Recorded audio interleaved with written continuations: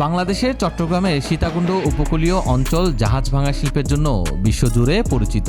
প্রতি বছর শতাধিক পুরনো জাহাজ এই অঞ্চলে এনে ভেঙে ফেলা হয় এবং সেখান থেকে পাওয়া যায় বিপুল পরিমাণ পুনঃ ব্যবহারযোগ্য লোহা, স্টিল, যন্ত্রাংশ ও অন্যান্য উপকরণ। এই শিল্প দেশের নির্মাণ, রিসাইক্লিং ও রপ্তানি খাতে গুরুত্বপূর্ণ অবদান রাখছে। বর্তমানে প্রায় ৩০,০০০ শ্রমিক সরাসরি এই খাতে কাজ করেন।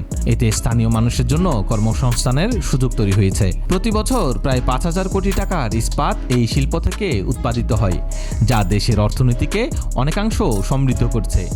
অনেক পুরনো যন্ত্রপাতি ও জাহাজের যন্ত্রাংশ এখানে নতুন জীবন পায়, যা অন্য খাতে ব্যবহার করা হয়। তবে এই শিল্পের ইতিবাচক দিকের পাশাপাশি বেশ কিছু নেতিবাচক দিকও রয়েছে। শ্রমিকরা অধিকাংশ সময় নিরাপত্তাহীন পরিবেশে কাজ করেন। সঠিক প্রশিক্ষণ ও সরঞ্জামের অভাবে অনেক সময় দুর্ঘটনা ঘটে, যা মারাত্মক হতাহতের কারণ হয়ে দাঁড়ায়।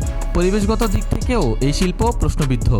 জাহাজ ভাঙার সময় নির্গত তেল, অ্যাবস্টপস, ভারী ধাতু ও অন্যান্য বিষাক্ত রাসায়নিক পদার্থ সমুদ্র ও আশপাশের এলাকায় দূষণ সৃষ্টি করে, যা জীববৈচিত্র্য ও জনস্বাস্থ্যের জন্য হুমকি।